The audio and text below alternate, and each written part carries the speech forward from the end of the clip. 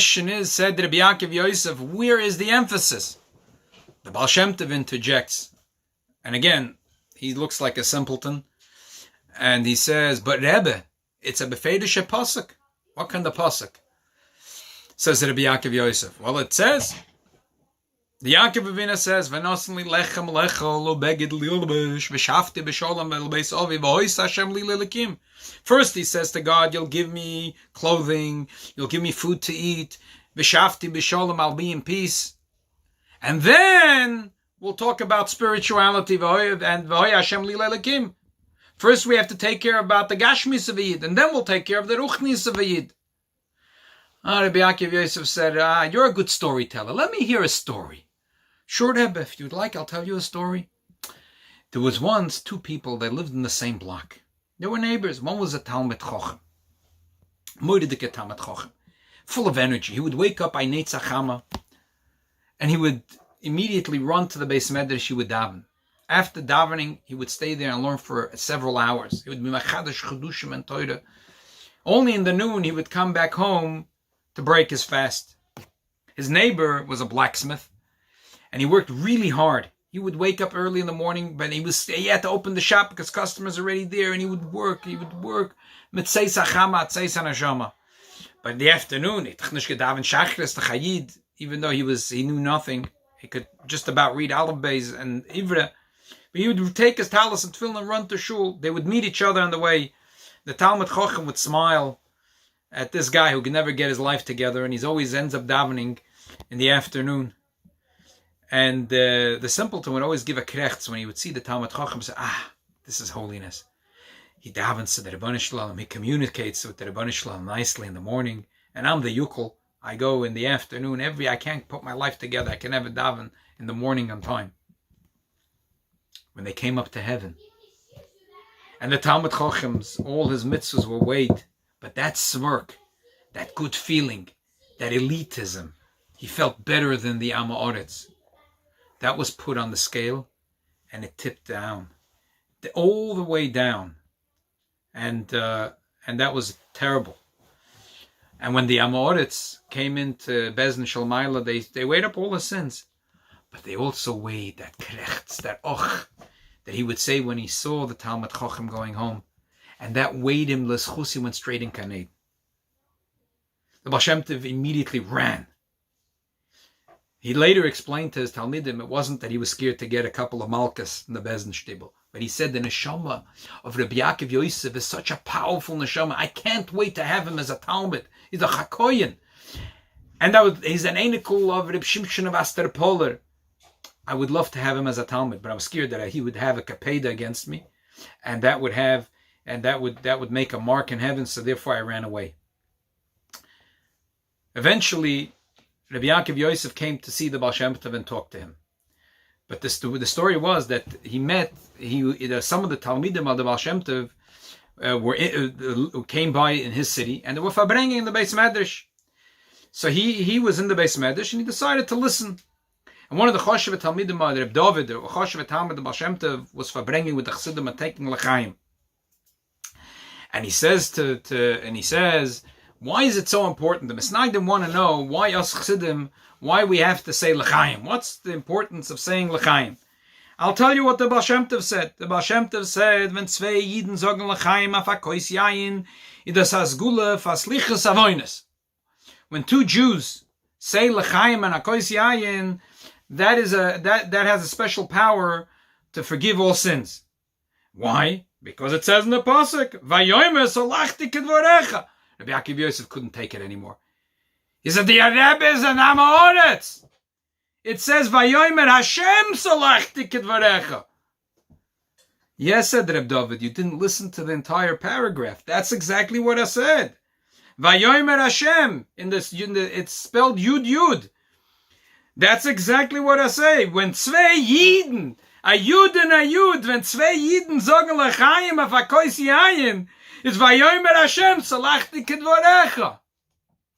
That's someone asked me, because I said a pshat last week that Ior is Ani Hashem Reifecha, but really it's in Shulchan Aruch Paskins and Simakuf Chavav from the Trumas Hadeshen.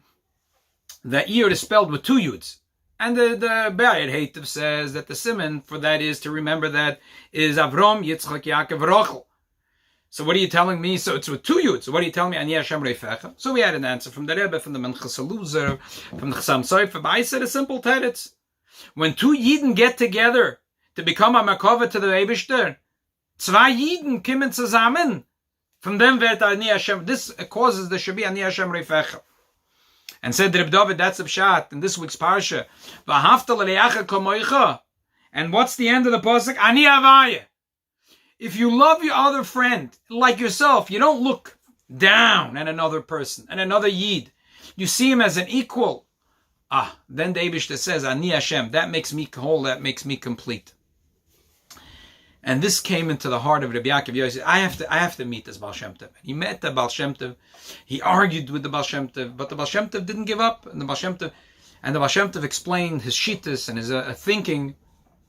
And the story goes like this: that while they were talking, one of the things that Rabbi Yaakov Yosef said to the Baal Shem Tov is, I hear that you say that you have to learn a lesson from everyone and everything, even a goy. And just then, a goy knocks on the window, and he says, Yisrolik, I'm looking for some job. Do you have something to fix in your house? This was Ivan, a neighbor. So the Baal Shem Tov says, sorry, my friend, I've got nothing, everything is fine, in order, I have nothing to fix. He said, you for sure got something broken, there's always something to fix. And the Baal Shem Tov goes into a flame of fire and says, Yaakov Yosef, look what I'm telling you, the Rebbeinu Shalom just sent me a message, and sent you a message. And it's taken through a goy, but he sent us a message. There's always something to fix. You can never think you're a tzaddik and complete, there's always something to fix. This story was also told once in a different story, but the same idea was told by the Rebbe. The Rebbe came to the camp Gan Yisrael. I'm going to talk about it in the Shir on Sunday. We have some very interesting questions on the Sunday Koil Yom Rishon about paying tuition under these circumstances, the coronavirus, employer-employee issues. Also some interesting things about using matzah for Pesach Sheni and other questions. So I'm going to talk about what happened when the Rebbe came to Camp Gan Yisrael, but there was a sikha the Rebbe said, and the story was that the Baal Shem Tov was with the Talmidim in the Beis Medrash, and there was a goy Nebach, his wagon was stuck in a puddle. So he knocked on the window and he said, could you guys help me get the wagon out? So they said, they wanted to stop learning with the Baal Shem Tov. They said, well, what should they tell the goy? We don't want to help you. So they said, we're too weak, we can't do it. So the guy said, Mojic, Donya Chochic. Mojic means you can do it. Chochic, you're not interested. And the Baal Shem Tov said, Gewalt, you see. We can learn a lesson, like the Rebbe said, Eizu Chocham Aloymen Mikol Adam. And the Eibishter made that even though it's a goy, but we say V'hoya Beis Yaakov, Esav Kash. Kash, it burns, but it does some benefit by the burning. That through a goy, a yid can everything. If the Eibishter put it in front of your eyes, it's a siman that you have a connection to it. It's to teach you a lesson. There's something you can do about it, and some lesson you could take from that. That's why the Eibishter made that you should see it or know about it to begin with. So there is a beautiful sikh in Tov Shin Mem Vav that the Rebbe says that the Pshat and Rashi is Lira is b'misosoi. If you see a Jew, chas v'sholom, in danger, in physical, material danger, or even worse, in spiritual danger, which misa ruchnis is worse than misha gashmis, that spiritual danger is worse than physical danger. V'ato yochol lehatziloi. You should know that the Rebbeinu Shalom made that you should see it and know about it. Why? It isn't in vain. It's because this is to teach you that you can save him. You could do something about it. You know the slogan that they have in the past couple of years around New York City and around the United States of America, if you see something, say something. But we have to change it a little bit. If you see something, do something. If you see it If you see chas v'shalom that he's in danger, spiritual danger or material danger, you should know like the Baal Shem Tov said to the Toldos Yakov Yosef, and that's what captured the heart of the Toldos Yakov Yosef. Could you imagine? The Baal Shem Tov didn't care. Do you think there'd be the Rabbi today that would go to try to get a Talmud to the extent that he'll be humiliated and he'll be pulled into the Bezdin Shtibel like a little kid to get a few patch, but he doesn't give up. And at the end, he gained the trust of Rabbi Yaakov Yosef. He came at his Talmud. Rabbi Yaakov Yosef saw the truth in the Torah of the Baal Shem Tov. So we have to know, if you see something, that ata roya b'misosoi ata yochel atziloi. Just like we see in the shluchim around the globe, just like we see by Reb Binyamin Wolf, the shliach in Hanover, that if you see something, you have to do something. And that's the main message of this week's Parsha. The message is, if you see something, do something. And Mitzvah Hashem, all of us will take it in. And there's plenty of what we see, and there's plenty that we could do. I just want to report that Baruch Hashem, it's after Pesach, but together we have a schus to be part of the global reach of shluchim. And before Pesach, people got together and people helped, and the entire Beis Menachem Mendel donated. This year, we gave out Mos Chitim $5,400.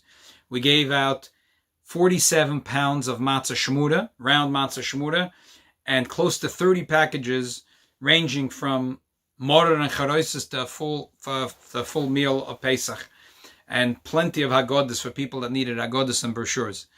Baruch Hashem, we have the schus to be part of this team, that when you see something, you do something. The Eibusher will help that this doing that we're going to do, this will be the final knack to the Bias Mashiach Tzidkenu, that finally the Eibusher will look down at us and be merachem on us, and by the time it'll be Chag HaShavuos, that we should be celebrate Chag HaShavuos b'simcha tuv levav in Yerushalayim Acharei-Kedoshim b'vias Mashiach Tzidkenu. A guten Shabbos, dear friends.